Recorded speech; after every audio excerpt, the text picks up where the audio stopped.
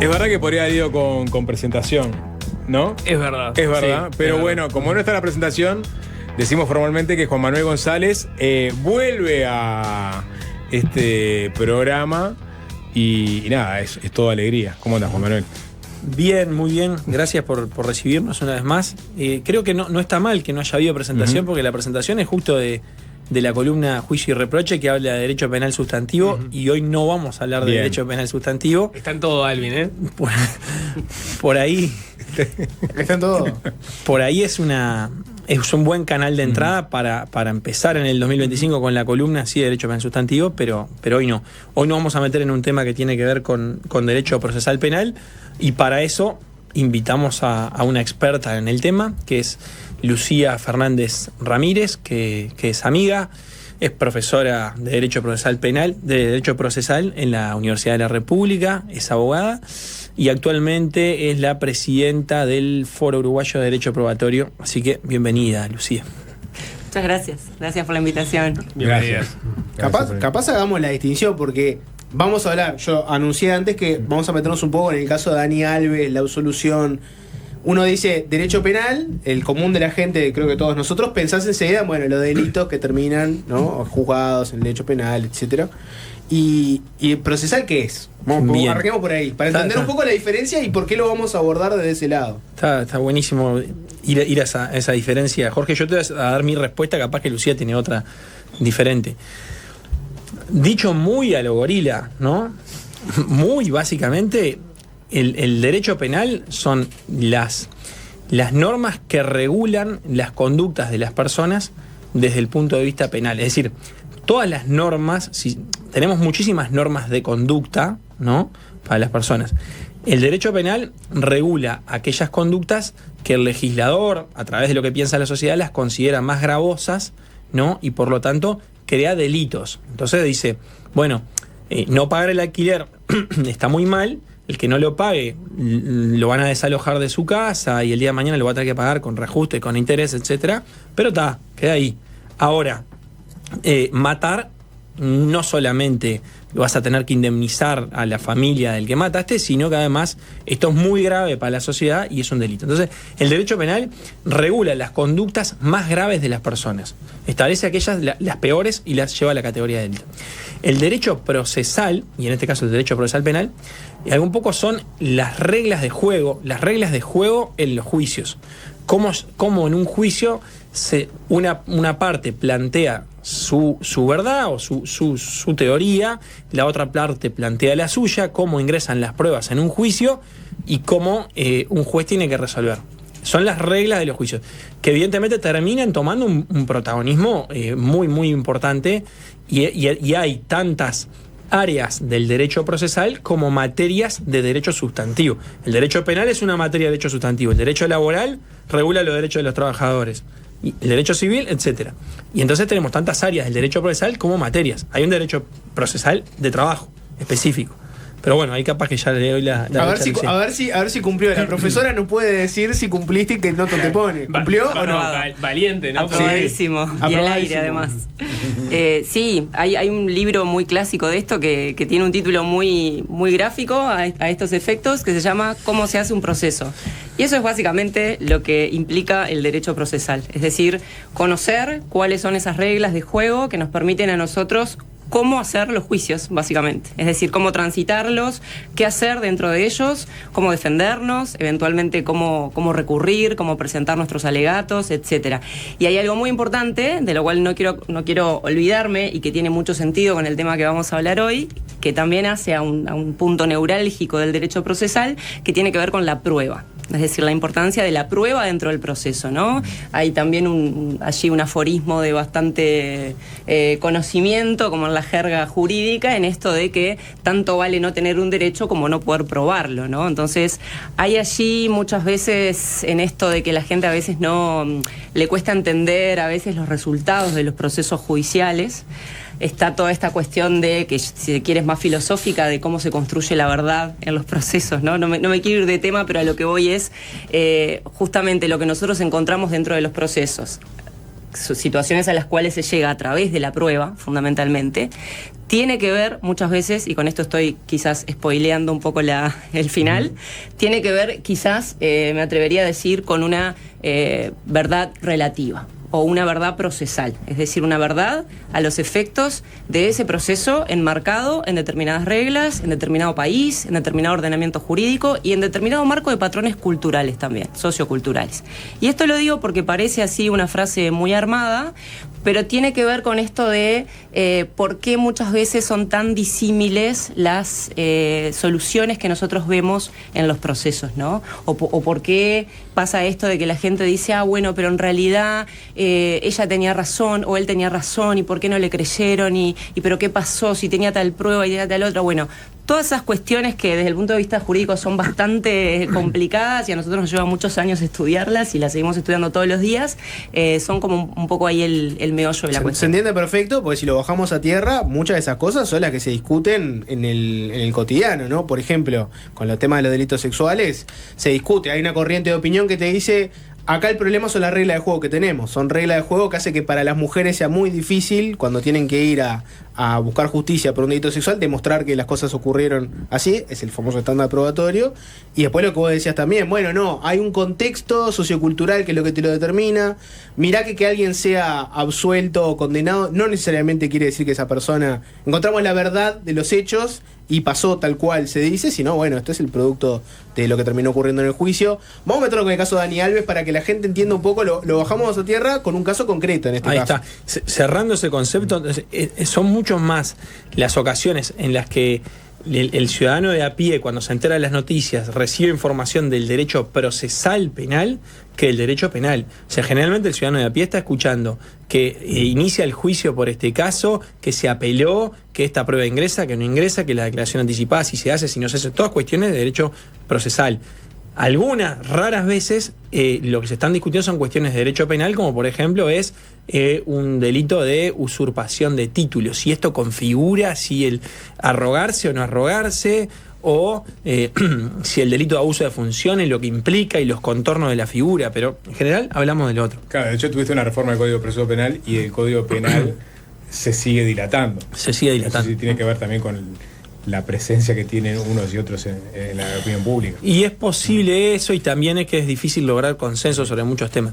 Y este caso, en el caso de la sentencia de la absolución de Dani Alves, se absuelve y lo que, digamos, lo que termina siendo determinante en el resultado de esa sentencia son aspectos de derecho procesal penal, puntualmente de derecho probatorio. Es decir, si estuviéramos hablando de un caso de stealthing, de la columna que hicimos a fin del año pasado, y el análisis fuera, se probó todo esto, pero sin embargo eso no está configurado como delito porque los contornos, estaremos hablando de derecho penal. Pero la absolución no transita por ahí, sino transita por decir, en la tesis de la víctima, el delito está clarísimo, hay que ver si se probó. Bueno, discutamos si se probó o si no se probó. Y por ahí es que se resuelve el caso, que si les parece ya nos metemos. Vamos con el caso de Dani Alves. ¿En qué país, por ejemplo, se desarrolló el caso? Es clave, ¿no? Sí, eso, perdón, me parece Dale. clave aclarar varias cosas. Primero, mis opiniones son personales, por las dudas. No hablo en nombre de los colectivos que integro, aunque obviamente estoy también siempre alineada con lo que hacemos. Después, también decirles que es muy difícil opinar sobre casos que uno no conoce. Ahí hay también un tema de ética profesional. Sí, lo que podemos hacer, y de hecho siempre lo hacemos incluso desde un punto de vista docente, a nivel didáctico, es trabajar con casos a través de las sentencias. Es decir, a través, sí, de la lectura ya de sentencias, ahí sí poder dar una opinión fundada del caso. Pero nunca va a ser el caso en sí. Eso quisiera como aclararlo, ¿no? Y también la diferencia de legislaciones, ¿no? Y ahí ya entrando en tema para situarlo, es un caso que sucedió en Barcelona. Que primero lo condenaron a Dani Alves a 4 años de prisión y después el Tribunal Superior de Justicia de Cataluña lo absolvió. Hay una instancia más ahí que es ante el Tribunal Supremo Español. Sí, capaz eso está bueno también aclararlo, de que el caso no está cerrado completamente. Es decir, hay una... Sí, y que Dani Alves es una figura pública de altísima notoriedad en el Barcelona, en ese Barcelona multipremiado, aparte de una figura de la selección brasilera también muy querida, hasta que, digamos, empezó esta controversia. Es decir, estamos hablando de una figura de impacto global, ¿no? Que seguramente tenga que ver en Sí, ahí creo que, o sea, no nos dan la columna para todo lo que quisiéramos hablar, pero hay un tema muy interesante que entiendo que creo que hicieron una columna hace un tiempo con Gonzalo Miranda, ¿no? Sí. Que tiene un libro muy... Está buena la conexión. Otro amigo que tiene fue su tesis de doctorado, un estudio muy interesante justamente sobre los juicios paralelos, ¿no? Es decir, todo lo que se genera cuando se dan este tipo de causas y además alguna de las personas involucradas es famosa, ¿no? O sea, todo lo que genera a nivel de opinión pública. El argentino que vino a hablar del principio de inocencia y el rol de los medios de comunicación. Sí, claro. Bueno, pero nos vamos metiendo en tema de a poco.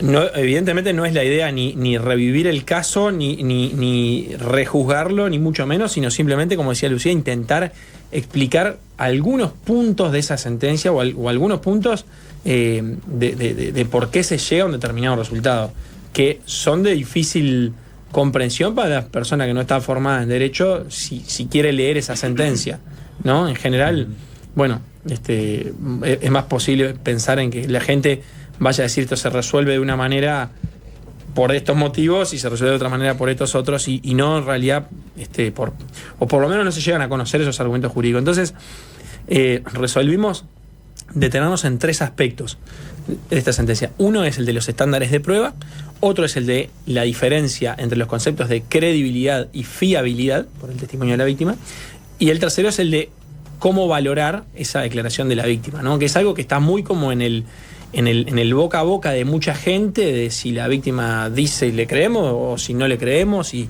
si una víctima sola no vale para nada o si vale. Bueno, sobre esos temas nos vamos a ir metiendo con la profundidad que podamos.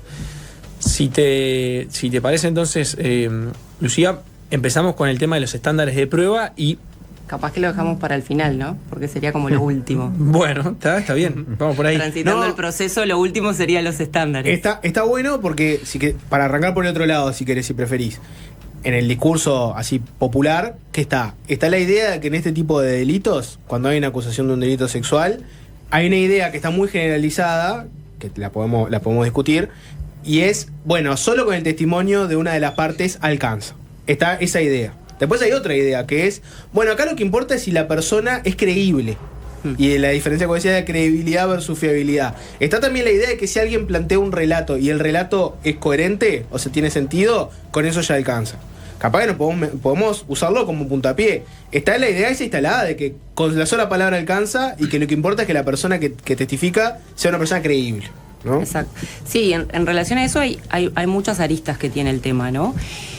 En primer lugar, este tipo de situaciones, de denuncias, en general, son situaciones que suceden en ámbitos de intimidad, en general. Con lo cual las dificultades probatorias son enormes. Si vamos al caso de Dani Alves, hay una mujer que lo que plantea es, yo estaba en una discoteca, estaba visible, la gente podía ver, pero en un momento yo me fui al baño, estaba Dani Alves en el baño, y ahí fui víctima de una agresión sexual. Entonces es lo que decís vos de la intimidad. Hubo un momento donde podemos decir que era semipúblico, porque era una discoteca, los que estaban ahí veían, y después se pasó a un ambiente privado que es un baño donde ocurrió lo que ella dice que ocurrió. Exacto, un baño donde obviamente estaban los dos partícipes, los dos protagonistas de esa situación y nadie más. Pasa mucho esto de situaciones que se dan intrafamiliares, por ejemplo, ¿no? Donde también va a pasar lo mismo, va a haber ausencia de testigos, va a haber ausencia de otro tipo de evidencias o de pruebas en su caso, ¿no?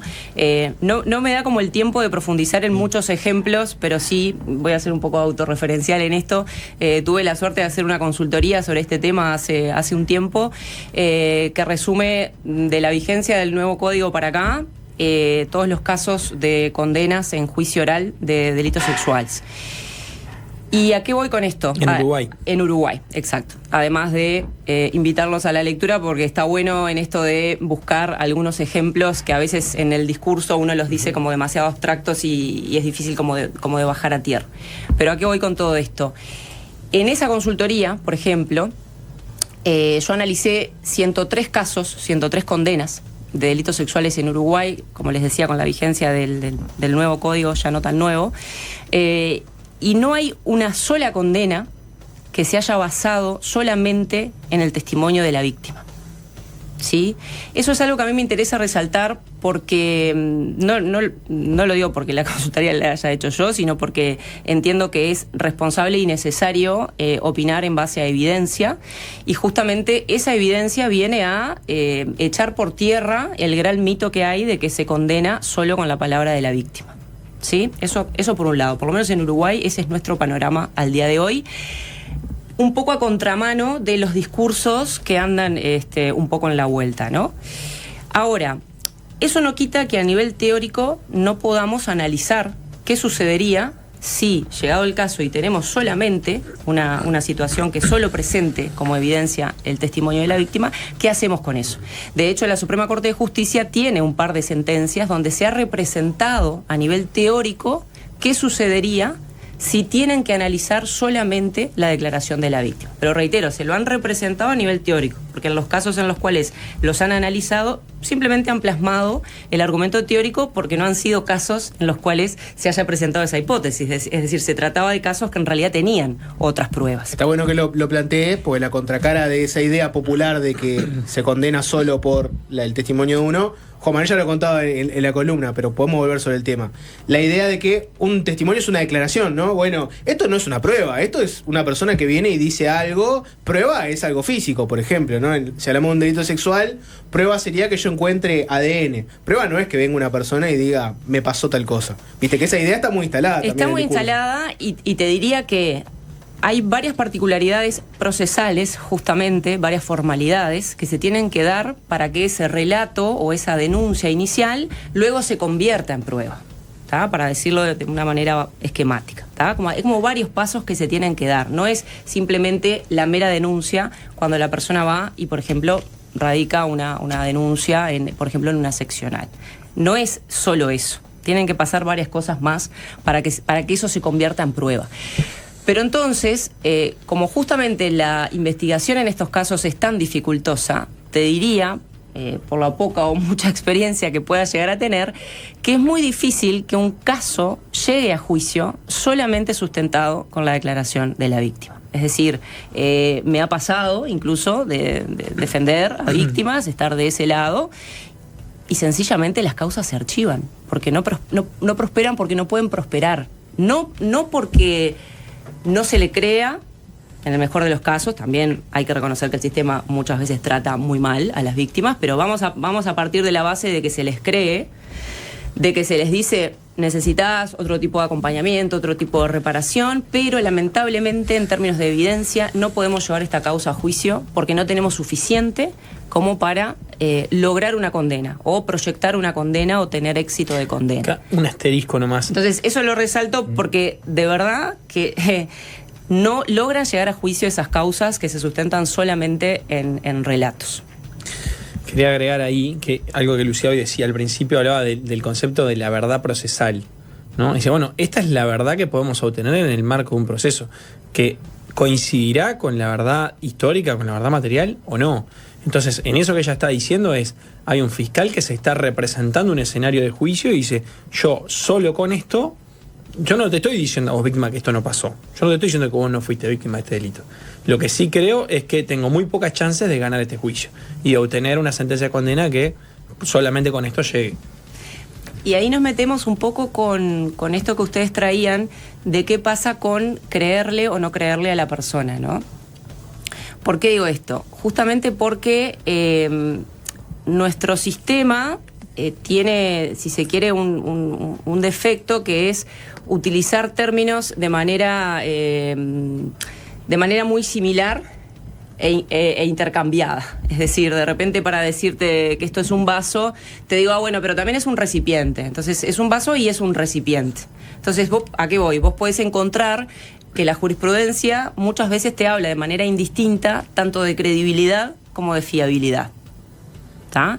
A nivel teórico, credibilidad y fiabilidad puedes llegar a encontrar 10.000 definiciones, dependiendo del autor que estés trabajando, desde dónde te vas a posicionar, etcétera. Ahora, lo que sí creo que se ha avanzado bastante en términos de consenso a nivel científico, sobre todo a nivel de otros saberes y otras disciplinas que han ido permeando, sobre todo al razonamiento probatorio, como la psicología del testimonio, por ejemplo, es que se ha entendido que cuando hablamos de credibilidad, que de por sí es un término que no me gusta mucho y he venido batallando hace tiempo con desterrarlo, sin demasiado éxito, pero bueno, en definitiva, cuando hablamos de credibilidad, y que creo que se va a seguir hablando por un buen tiempo porque la jurisprudencia lo usa, hablamos de un convencimiento subjetivo, ¿no? Entonces, si nosotros partimos de la base de que el convencimiento va a ser subjetivo y va a ser completamente particular de la persona que está viendo a esa persona, tomándole la declaración, partimos de una cuestión completamente incontrastable con determinados lenguajes. Es decir, es imposible que de manera racional yo pueda llegar a contrastar que esa persona está diciendo un relato coherente, etcétera, solamente basado en lo que estoy viendo. Pero, perdón, ¿la credibilidad significa, digamos, que esa persona es creíble por su contexto, por su experiencia previa, o tiene que ver con la verosimilitud del relato que está presentando? Bueno, todo y nada a la vez, porque en realidad ahí tenés otra palabra más. Verosimilitud también aparece bastante mezclada, sin demasiada conceptualización de qué sería una cosa y qué sería la otra. Pero en definitiva lo que se dice es, bueno, credibilidad es que el relato resulte creíble, ¿tá? Que la declaración resulte creíble. ¿Cómo entendemos que esa declaración va a ser creíble? Bueno, ahí entran varios criterios de cómo analizar, de cómo ver si eso es creíble o no. Lo que sucede es que los criterios que históricamente se han utilizado son criterios que, digamos, atienden más bien a mirar cualidades de la persona, muchas veces, a mirar lenguajes físicos, a mirar comportamientos, a mirar expresiones. Por ejemplo, algo que, por eso yo les decía que la psicología del testimonio lo ha criticado tanto esto, tiene que ver con lograr determinadas conclusiones diciendo, por ejemplo, bueno, mintió porque en realidad levantó la ceja y entonces sudó y entonces levantó un hombro y eso es indicativo de que en realidad estaba mintiendo o estaba inducida a decir tal cosa, por ejemplo. Entonces, esos criterios que si se quiere son pseudociencias, se han ido incorporando en la jurisprudencia. De hecho, no quiero como abrumarlos mucho en esta parte, pero hay una famosa jurisprudencia del Tribunal Supremo Español que la traigo a colación porque se ha incorporado como jurisprudencia en nuestro foro interno, es decir, es una sentencia básicamente del Tribunal Supremo Español que define, hace como una suerte de checklist, donde dice, bueno, si se dan esta y estas características, el relato va a resultar creíble, o la declaración va a resultar creíble, que tiene que ver con coherencia interna del relato, verosimilitud, determinados comportamientos de la víctima al declarar, que determinadas cuestiones sean coincidentes con tantas otras, por ejemplo. Elementos de corroboración, ¿no? Exacto. Los famosos elementos de corroboración, que es un tecnicismo que se utiliza, el problema es que si nosotros buscamos elementos de corroboración sobre el mismo testimonio, lo que estamos haciendo es, en definitiva, querer confirmarlo con cosas de la misma declaración. Y eso es lo que no debemos hacer. Usar la declaración para corroborar la declaración. Exactamente, porque muchas veces se terminan utilizando cuestiones que no tienen que ver. A ver, yo siempre digo, si vamos a querer seguir usando el término credibilidad, bueno, busquemos un tipo de corroboración por lo menos externa y a la vez busquemos que, digamos, de alguna manera nosotros podamos llegar a algo más razonable, que no sea una creencia subjetiva meramente de quien está concluyendo o de quien está tomando la declaración, en definitiva, ¿no? Y también algo muy interesante es no mirar tanto quién está declarando, sino el contenido de la declaración. Si nosotros logramos analizar el contenido de la declaración, ahí realmente es un avance de que nos vamos a estar centrando en lo que la persona está declarando y no lo que la persona implica como tal y todo el otro que pueda tener asociado que ya en el imaginario nos sirva como contaminación, ¿no? Porque ahí es donde mayoritariamente entran los sesgos, los prejuicios discriminatorios. Eso que plantea Juan Manuel de la credibilidad versus la fiabilidad. ¿No pasa también a veces que hay temas que son bastante difíciles de comprobar? Vamos con un caso específico que tiene que ver con todo el episodio de Dani Alves. Vuelvo a un poco cómo era el caso, ¿no? Ella lo que plantea es que estaba en la discoteca, estaba teniendo una discusión con Dani Alves y otros amigos, y decía, bueno, ellos estaban teniendo una actitud de presionar a la mujer que estaban ahí, no les gustó, Él en un momento se va para el baño y ella dice, bueno, yo fui para intentar convencerlo de que desistan. Y lo que ella plantea es que era una situación incómoda, que ella estaba escalando mucho, que lo que quería era desescalarla. Lo que ocurrió es que de parte de la defensa de él dijeron, bueno, nosotros tenemos la cámara de la discoteca y si vos ves los movimientos, se ven bastante normales. No podemos comprobar de esos movimientos que hubiera una situación de ansiedad, de preocupación. En un momento se la ve a ella dejar su trago e ir a buscar otra cosa.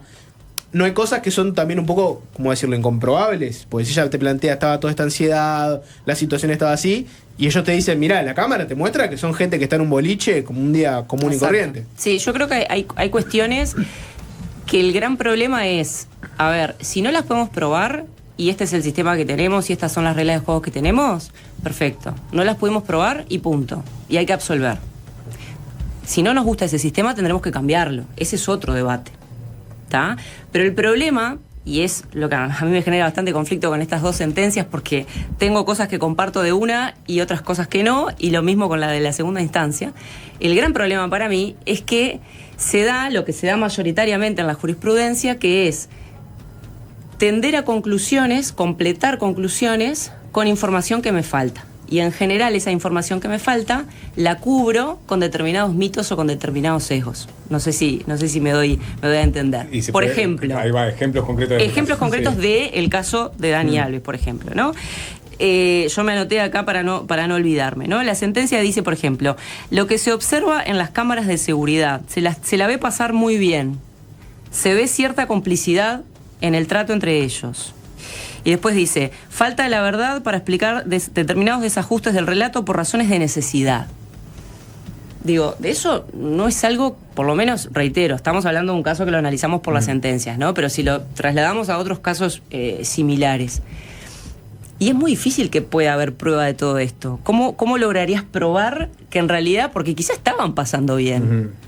¿Por qué no? Podrían haber estado pasando bien. Y eso no quita, en una de las tantas hipótesis posibles, que dentro del baño después hubiese sucedido una violación. Por ejemplo. Entonces, atar esa conclusión en decir no hubo violación porque en realidad ellos en la previa se la estaban pasando bien, ahí es donde entran mayoritariamente los sesgos. Entonces, lo trascendente o lo relevante en este tipo de causas debería ser, hoy en día, probar el consentimiento. Claro, o sea, lo relevante hoy es probar el consentimiento. El problema, obviamente, primero, de perogrullo, lo más difícil es probarlo, pero también, por otro lado, lo más difícil es suplir la prueba del consentimiento dejando entrar determinados mitos. O que esa persona era promiscua. Que era promiscua, mirar cómo era su vida sexual previa, que es lo que tanto hoy en día las normas prohíben. Porque si no, caemos en... tenemos un debate sobre esto. Caemos incluso en la falsa hipocresía de decir, bueno, pero entonces, por ejemplo, ¿no? Como el famoso sí del altar. Es decir, entonces todas las mujeres que están casadas, sus maridos pueden hacer lo que quieran con ellas, ¿no? O sea, caes como en un absurdo que no... Capaz que estoy malinterpretando algo, pero probar el consentimiento no termina invirtiendo el principio de inocencia. O sea, si yo estoy acusado y tengo que probar, poner una prueba arriba sobre la acusación tengo que probar que hubo consentimiento. No termino teniendo yo que mostrar que soy inocente porque si no soy culpable. Bueno, eso te diría que sucede en la investigación de todos los delitos. No es un tema solo de los delitos sexuales. Juan Manuel me puede corregir o complementar eventualmente.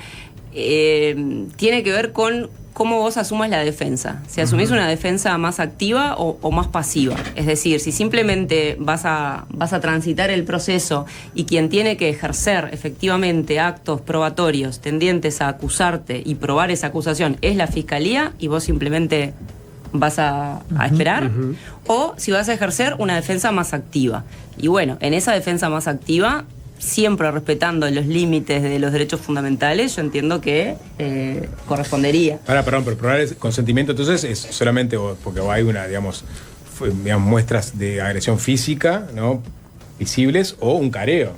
y a quién le crees en el relato. La falta de consentimiento. Claro, La falta de consentimiento. Claro. Sí. Sí, el problema acá es que generalmente las cosas son mucho menos claras que de como las estamos imaginando, ¿no? Más equívocas. Entonces, bueno, acá y en este caso sobre todo, se van agarrando, y yo no leí la contestación de la acusación por parte de la defensa, pero lo que puedo inferir de la sentencia es que evidentemente no tiene pruebas claras directas del consentimiento y se dedica más a atacar la previa. ¿Cómo? La previa. Sí, y se dedica a atacar la coherencia del relato de la víctima, ¿no? Claro. Pero lo que vos planteás es muy fino y es muy así. O sea, pero le pasa a todos los abogados defensores que en determinado momento, en tren de no solo destruir las evidencias de un fiscal, sino de ir más allá y decir, te voy a probar un poco más, bueno, ¿hasta qué punto no me estás invirtiendo en la carga de la prueba? Me estás pidiendo a mí que yo pruebe mi inocencia. Claro, Sí. ¿dónde estaba usted en tal fecha que dicen que lo vieron haciendo tal cosa? ¿Por qué yo tengo que demostrar dónde estaba y no le preguntás al otro qué pruebas tenía de que yo cometí un delito? Y con lo de Dani Alves. Sí, también, perdona Dale, sí. que te interrumpa, también se podría ver al revés, es decir, podrías decir, bueno, en realidad la fiscalía también tendría que tener, tiene la carga, en todo caso, de probar, por ejemplo, que hubo consentimiento. Claro, está bien. Yo capaz que me tomé O que no parte de lo lo que hubo, dijiste dependerá. para centrarme en eso. Dependerá la hipótesis, ¿no? Pero digo... La discusión debe estar centrada sobre el consentimiento, si hubo Exactamente. o no, y sobre eso se debería cargar la prueba y ver qué es lo que Exactamente, porque si no todo lo otro genera procesos completamente contaminados y que lo único que hacen es sesgar completamente las conclusiones, para un lado o para otro, porque podés encontrar incluso, en general, ¿no? Sentencias absolutorias, pero que de repente respeten perfectamente todos estos postulados que estamos hablando ahora, o sea, o al revés, sentencias que vos decís, bueno, en realidad sí, está bien, lo condenaron, y de repente se encontraron pruebas de que había que condenar, pero en realidad utilizan, por ejemplo, lenguaje sexista. Entonces vos decís, bueno, como hay como muchas cosas ahí para ajustar todavía. Juan Manuel señalaba ahora que uno lee la sentencia y lo que ve es que de la defensa se dedicaron a atacar la coherencia del relato de ella, de la que lo acusó. Y, por ejemplo, no me meto en todos los detalles, pero básicamente en un momento lo que dicen es, bueno, acá se planteó que estaba lastimada en la rodilla, lo cual probaría que no hubo consentimiento, porque hay una lastimadura. Pero en realidad, ella en un momento nunca habló de que fue forzada a tener sexo oral. Después parece que sí, se encontraron pruebas. Entonces, ¿cómo podemos confiar en una persona que en un principio, cuando da su relato, no te cuenta todo lo que ocurrió, después lo termina enmendando? Porque esa faceta está ahí, ¿no? Cuando uno analiza la acusación que se le hace a alguien, si la persona hizo una acusación y después hace cambios, corrige cosas, el relato no era tan así. Yo creo que hay dos cosas. ¿Eso es credibilidad Una, o es fiabilidad? Claro. Una es que tenemos que desterrar de una vez que los procesos sean un acto de fe. O sea, no se trata de que los operadores judiciales, jurídicos, porque nos parezca, le creamos más o menos. Eso me parece que es lo primero que tenemos que seguir reforzando, ¿no? Y es muy difícil deshacerse de eso, ¿no? Porque en Es muy definitiva, difícil, pero bueno, no abandonemos la batalla. Por otro lado, también hay que entender que son situaciones muy particulares donde si los hechos sucedieron, seguramente la víctima esté atravesando un estrés postraumático enorme que le permita hablar en la medida que puede, si puede. Porque muchas veces en estos casos hay víctimas que no logran poner en palabras todo esto ni siquiera en toda su existencia. Entonces, me parece que lo que marcan las normas, sobre todo la normativa internacional, son una suerte de, a mí me gusta llamarlas de alertas normativas. Es decir, como determinadas alertas de decir, bueno, sobre esto hay que tener cautela, sobre esto hay que tener protección. Entonces, hay un marco de protección que hay que cuidar, la integridad, la protección de la víctima, etcétera. Y después se tendrá que transitar el proceso, analizar la prueba, valorarla en su conjunto y llegar una vez, ahora sí, a los estándares de prueba. No es más que eso. Parece sencillo, no lo es en la práctica, pero no lo es, creo, por todos estos sesgos que atraviesan el razonamiento. Bien, vamos a cerrar con los estándares de prueba, Juan Manuel. Vamos a cerrar con los estándares de prueba y ya voy a arrancar por lo que para mí va a ser la pregunta de cierre, que implica unas cuantas precomprensiones, pero capaz que las vamos viendo en el camino, que es en qué medida, la pregunta es un poco provocativa, la valoración de la prueba con perspectiva de género, en este tipo de casos, implica una rebaja en los estándares de prueba para condenar. Varias cosas. Primero, lo he dicho muchas veces, lo reitero, hay que seguir insistiendo en las etapas tempranas de la investigación. Es decir, no generar una suerte de efecto dominó, que quiere decir que después terminamos trasladando todos los problemas de la investigación al final, es decir, a la etapa de valoración. Tenemos que insistir primero, generar mejores investigaciones, más diligentes, generar mejores pruebas de mejor calidad. Después, cuando ya se hizo todo eso, se atravesó todo el proceso y se llegó a la parte de la valoración, que es prácticamente lo último antes de la toma de la decisión, la perspectiva de género, por lo menos como yo la entiendo y lo que han dicho muchísimos autores de peso, y no por esto estoy apelando al argumento de autoría ni mucho menos, pero lo han dicho muchas personas, la perspectiva de género hay que entenderla como determinados avances que hoy en día se han incorporado en normativa nacional e internacional. Por lo tanto, no es una idea que se nos ocurra, sino que lo que estamos haciendo en todo caso es aplicar normativa vigente. Por otro lado, nadie que medianamente haya estudiado este tema lo van a escuchar diciendo que la perspectiva de género, por ejemplo, suple insuficiencias probatorias. Es decir, ante falta de pruebas o ante valoraciones, hay que absolver. Es decir, nadie ha dicho lo contrario. Es decir, no está un poco como el mito de, bueno, se condena por la perspectiva de género. No, de hecho, la mayoría de los autores lo que dicen es, hay que intensificar las etapas tempranas. Una vez que se llega a la valoración es la que es. Podemos discutir si el sistema de valoración que tenemos nos gusta o no nos gusta, pero ese es otro capítulo. Digo, ¿pero la perspectiva de género implica creer más en el testimonio que otra cosa? No. No. A eso iba con lo del estándar diferencial, porque quería llegar ahí, porque hay como una diferencia técnica entre valoración por un lado y estándares de prueba, que son como, para simplificarlo, dos etapas casi que se dan en paralelo.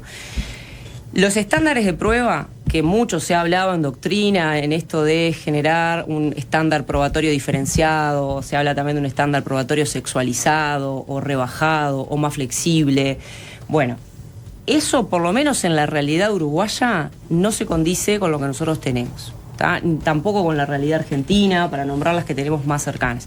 Incluso autoras que han estudiado mucho estos temas, como Julieta de Corleto en Argentina, lo que han dicho es que no está del todo demostrado, es decir, no hay evidencia que nos indique que rebajar los estándares vaya a ser la solución para mejorar la discriminación basada en género. Por lo tanto, por lo menos no hay evidencia para decir que los estándares haya que rebajarlos. Lo que sí creo es que hay que seguir insistiendo en etapas tempranas y no esperar a depositar todos los problemas a la etapa de valoración, que ya es casi que lo último. Bien. Como para cerrar, Juan Manuel. Bueno, no, lo que pasa es que para hacer, yo puedo seguir preguntando y avanzando y haciendo un poco de Valmeli en este rol, ¿no? Pero en definitiva, está claro que, no sé si está claro. Perdón, y hay miles de protocolos, normas, cosas para leer de cómo jugar con perspectiva de género, etcétera, qué es y qué no es, también hay como mucho mito en eso. Bajando el planteo y así estuvimos hablando sobre eso cuando hablamos de estándares de prueba acá.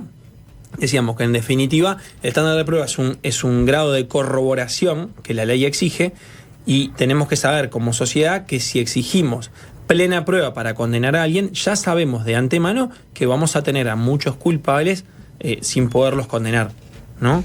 Y viceversa, si exigimos un grado y como eso nos molesta, porque vamos a tener entonces a muchas víctimas sin poder conocer a su agresor o sin que su agresor se lo condene, eso nos molesta. Si nos vamos al otro extremo y vamos por un estándar de prueba bien bajito, y como sociedad ya sabemos de antemano que vamos a tener a un montón de agresores, a un montón de responsables absueltos, ¿no? Entonces, la pregunta un poco va por el lado de decir, hay determinados delitos en donde como sociedad no nos cuesta exigir un estándar de prueba bien alto, un estándar de prueba de plena prueba. Y no nos cuesta decir, solamente a este muchacho lo vamos a mandar al CONCAR por haber cometido una rapiña, si tenemos clarísimo y filmado que fue él el que entró al local de pagos y sacó una arma y dijo esto y esto. Si hay dudas, como sociedad en realidad estamos de acuerdo, si hay dudas que no vaya él. Ahora, en otro tipo de casos, nos miramos como sociedad y decimos, bueno, no sé si solamente cuando esté hiper recontra claro que Dani Alves hizo esto y esto, lo condenamos. Porque si vamos a exigir eso, seguramente tengamos muchos casos que efectivamente pasaron sin un responsable penal. ¿Y con los delitos sexuales ese estándar está más abajo? Y esa era un poco la pregunta. Teóricamente no. Teóricamente no. Teóricamente no, pero como dice Juan, la sociedad a veces se espanta cuando ve un caso de que una mujer va con un testimonio fuertísimo y bueno, eso no alcanza, ¿no? Y dice, acá está pasando algo, estamos dejando que alguien se vaya, pero no pasa el anverso, que es, bueno, si pasara lo mismo con una rapiña, no dirías, bueno, me alcanza con un solo testimonio, no tengo nada más, marcho para el CONCAR por rapiñero. Bueno, no teníamos ni nada, ni filmación, ni aparece la arma, ni nada, pero bueno, le creemos a la víctima. ¿Se entiende? O sea, creerle a la víctima para algunos delitos no se escandaliza, para otros no. Exacto. ¿No? Sí. Es así. Bien, bueno, Lucía Fernández y Juan Manuel, gracias. Muchas gracias. Gracias a ustedes una vez más. Y repetiremos en alguna otra ocasión. ¿Cómo Pero no? me quedó ¿cuál fue su sensación con la sentencia de Dani Alves, la última? Y a mí, para resumirte un poco lo que te decía, hay cosas de la primera sentencia que me parece que están buenísimas y otras que no. Y en la segunda lo mismo. O sea, siento que técnicamente separó las aguas en muchos aspectos, pero se la complicó innecesariamente completando con cosas que son más bien valoraciones sesgadas. Esa fue mi percepción. La mía es que la sentencia Más allá del resultado, ¿no? Sí, o sea, sí. el resultado es otra cosa. La sentencia es nada más que lo que es a la hora de decirte, mirá, yo no te estoy diciendo ni que sí, ni que no, ni que pasó, ni que no pasó, y esto no es para que termine el juicio y salga uno a camisetear, viste que yo no tenía nada que ver. Es simplemente decir, bueno, yo tengo estas reglas para valorar. Yo soy un operador más de acuerdo a las reglas que me las imponen ustedes como sociedad. Y con estas reglas yo llego a esto. Lucía, que puede hilar un poco más fino a veces y leer más entre ¿no? en espacios más reducidos, por ahí entenderá que alguna de esas reglas que está explicitando viene con trampa. Tal vez. Continuará. Continuará, tú y Gracias, continúe. Muchas gracias. Es fácil desviarse.